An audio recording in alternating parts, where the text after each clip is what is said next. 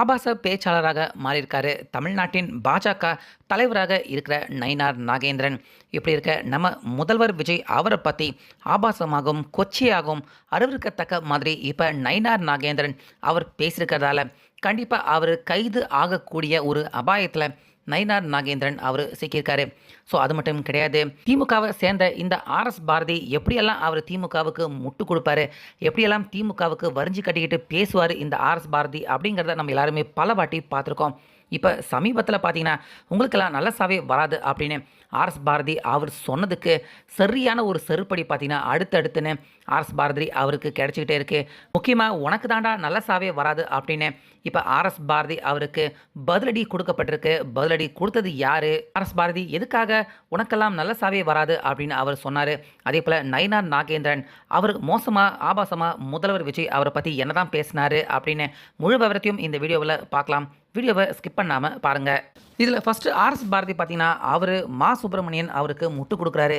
என்னென்னு கொடுக்குறாரு அப்படின்னு பார்த்தீங்கன்னா, மா சுப்பிரமணியன் ஒரு அமைச்சராக இருந்தார், அவர் தோற்று போயிட்டார் இந்த வாட்டி திமுக சார்பாக நின்று. இதனால் மா சுப்பிரமணி அவருடைய தொகுதிக்கு கிட்டத்தட்ட 2-3 நவீன மருத்துவமனைகள் அவர் கொண்டு வந்தாராம். அந்த மருத்துவமனையில் சிகிச்சை எடுத்துக்கிட்ட மக்கள் அவங்க எல்லாருமே ஓட்டு போட்டிருந்தா கூட மா சுப்பிரமணி ஜெயிச்சிருப்பார். ஆனால் அவங்களே அவரை தோக்கடிச்சிட்டாங்களே, இந்த மக்கள் எல்லாருக்குமே நல்ல சாவே வராது அப்படின்னு ஆர்எஸ் பாரதி பார்த்தீங்கன்னா மா சுப்பிரமணியன் அவருக்கு முட்டு கொடுத்தது மட்டும் இல்லாமல் அந்த பகுதி மக்கள் அவங்க எல்லாருக்குமே நல்ல சாவே வராது அப்படிங்கிற மாதிரி ரொம்ப மோசமாக ஆர்எஸ் பாரதி அவர் பேசியிருந்தார்.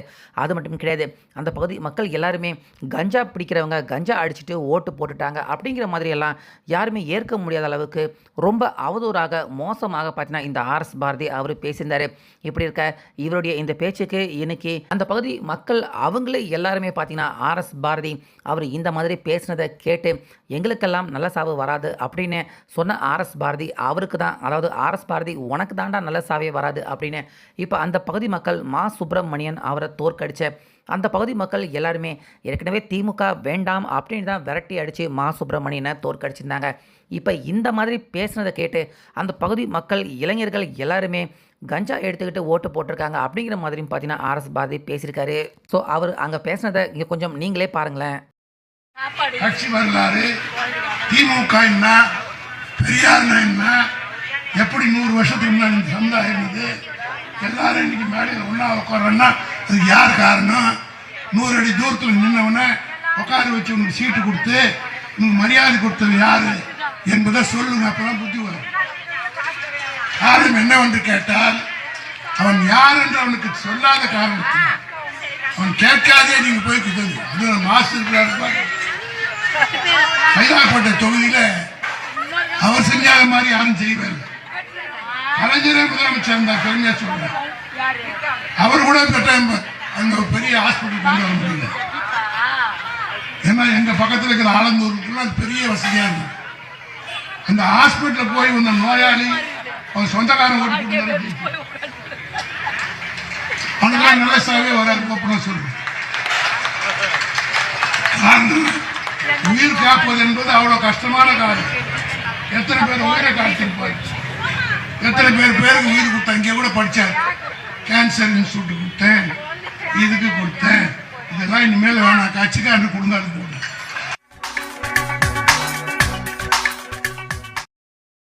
இந்த மாதிரி மோசமாக பேசின ஆர்எஸ் பாரதி இப்போ அந்த பகுதி மக்கள் அவங்களே ஏற்கனவே வெறுத்த திமுகவை இனி சத்தியமாக என்னைக்கும் திமுக இந்த பகுதியில் ஜெயிக்க வாய்ப்பே இல்லை அப்படின்னு அந்த பகுதிகள் மக்கள் எல்லாருமே ஆர்எஸ் பாரதி அவருக்கு சரியான செருப்படி கொடுத்துக்கிட்டு இருக்காங்க. இன்னொரு வாட்டி இந்த பக்கம் ஆர்எஸ் பாரதி பேச வந்தால் கண்டிப்பாக அவரை செருப்பால் அடித்து விரட்டுவோம் அப்படிங்கிற மாதிரி அந்த பகுதி மக்கள் மா சுப்பிரமணியன் தொகுதி மக்கள் எல்லாருமே ஆர்எஸ் பாரதி மேலேயும் திமுக மேலேயும் கடுமையான கோபத்தில் தான் இருக்காங்க. இப்போ அதே போல் அடுத்தபடியாக பார்த்தீங்கன்னா இந்த பக்கம் நயினார் நாகேந்திரன் ஒழுங்காக பேசக்கூடிய ஒரு நல்ல அரசியல் தலைவர் தான் நயினார் நாகேந்திரன் அப்படின்னு தான் நம்ம எல்லாருமே முந்தைய காலங்களில் நினச்சிக்கிட்டு இருந்தோம். ஆனால் இப்போ அவருக்கே என்ன ஆச்சு அப்படின்னு தெரியல. திடீர்னு பார்த்தீங்கன்னா இப்போ முதலமைச்சர் விஜய் அவரை பற்றி அவதூறாக மோசமாக பேசியிருக்காரு. என்னென்னு பேசியிருக்காரு அப்படின்னு பார்த்தீங்கன்னா, உங்களுடைய அப்பா யார் அப்படிங்கிறத உங்கள் அம்மா கிட்ட போய் கேளுங்க அப்படின்னு முதல்வர் விஜய் அவரை பற்றி நயினார் நாகேந்திரன் அவர் பேசியிருக்காரு. ஸோ அவர் அங்கே பேசின அந்த வீடியோவை இங்கே கொஞ்சம் நீங்களும் பாருங்கள். ஆட்சி செய்யக்கூடிய சூழலை அமைந்திருக்கு. உங்களால் என்ன செய்ய முடியும் இந்த நாட்டில்? காரணம், சட்டமன்றத்துக்கு போய் அப்பாவை எங்கே தேர்தல் வீட்டில் போய் அம்மாட்ட கேட்டால் தானே அப்பா யாருன்னு சொல்லுவாங்க. ஆனால் சட்டமன்றத்தில் போய் அப்பாவை தேடினா யாரும் கிடையாது. இப்படிப்பட்டவர்களுடைய ஆட்சி தான் இன்னைக்கு நடந்து கொண்டு. ஸோ இதில் நயினார் நாகேந்திரன் குறிப்பிட்டு அவர் சொல்கிறது என்ன அப்படின்னு பார்த்தீங்கன்னா, திமுகவுக்கு நயினார் நாகேந்திரன் முட்டு கொடுக்குறாரு. இவருக்கு தேவையா இந்த விஷயம் அப்படிங்கிறது தான் புரியல.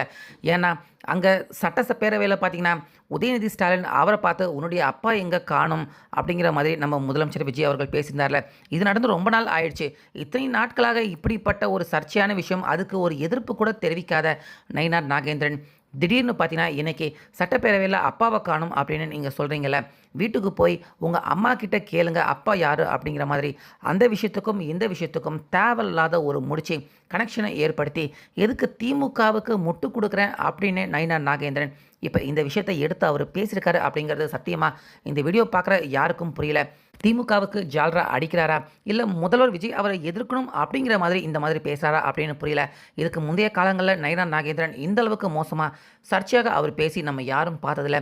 திடீர்னு ஏன் இப்படிப்பட்ட ஒரு மோசமான பேச்சு திமுகவினர்கள் போல பாஜகவை சேர்ந்த நயினார் நாகேந்திரன் இப்படி பேசியிருக்கிறது இப்போ கடுமையான கண்டனத்துக்கு உரியது அப்படின்னு இந்த விஷயத்தை பார்க்குற எல்லாருமே கண்டனம் சொல்லிக்கிட்டு இருக்காங்க. அதே போல் இதுக்கு முன்னாடி தான் உதயநிதி நம்ம முதலமைச்சர் விஜய் அவரை பார்த்து தண்ணி வருது தண்ணி வரல அப்படிங்கிற மாதிரி பேசினேன், அவரையுமே கைது பண்ணக்கூடிய நடவடிக்கை எடுத்திருந்ததை நம்ம பார்த்துருந்தோம். இப்போ முதல்வர் விஜய் அவருடைய அம்மா கிட்ட போய் உன்னுடைய அப்பா யார் அப்படின்னு நயினார் நாகேந்திரன் அவர் கேட்டிருக்கிறது கண்டிப்பாக பார்த்தீங்கன்னா இந்த விஷயம் இப்போ இருந்தே இணையில் இருந்தே ரொம்ப பெரிய அளவில் ஒரு சென்சிட்டிவான விஷயமாக மாறியிருக்கு. நயினார் நாகேந்திரன் அவர் மேலே கண்டிப்பாக வழக்கு பதிவு செய்யப்பட்டு நடவடிக்கையும் எடுக்கப்படலாம். ஸோ இதனால் கண்டிப்பாக நயினார் நாகேந்திரன் இன்றைக்கி சனிக்கிழமை ஞாயிறு விட்டுட்டு திங்கட்கிழமை நயினார் நாகேந்திரன் கைது செய்யப்படுறதுக்கான வாய்ப்புகளும் ஏற்படலாம் அப்படிங்கிற மாதிரி தான் அரசியல் விமர்சகர்கள் சொல்கிறாங்க. ஸோ நயினார் நாகேந்திரன் ஒரு நல்ல அரசியல் தலைவர், டீசெண்டாக பேசக்கூடியவர் அப்படின்னு நம்ம நினச்சிட்டு இருந்த நம்ம எல்லாருக்குமே ஒரு அதிர்ச்சியை கொடுத்து இந்த அளவுக்கு மோசமாக பேசியிருக்காரு. அதே போல் RS பாரதிக்கு அந்த தொகுதி மக்கள் அவங்களே பார்த்தீங்கன்னா சரியான செருப்படியை கொடுத்துருக்காங்க.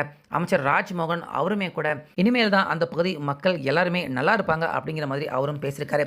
ஸோ இந்த விஷயங்களை பற்றி உங்களுடைய கருத்து என்ன அப்படிங்கிறத கமெண்ட்டில் சொல்லுங்கள்.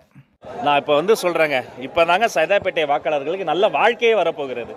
இனிமே இந்த மெடிக்கல் மாஃபியா கிட்ட இருந்து பாருங்க, அங்கே கேமராமேனே கைதுட்டுறாரு, மெடிக்கல் மாஃபியா கிட்ட இருந்து தப்பித்த சைதாப்பேட்டை மக்களுக்கு இனிமேல் தான் நல்ல வாழ்வு வரப்போகிறது. சட்டமன்ற உறுப்பினர் சிறப்பாக செயல்பட போகிறார். வெற்று வார்த்தைகளை தூக்கி போட்டுவிட்டு சத்தமில்லாமல் செயலில் காட்டப் போகிறார். அருள் பிரகாசம் அவர்களுக்கு என்னுடைய வாழ்த்து.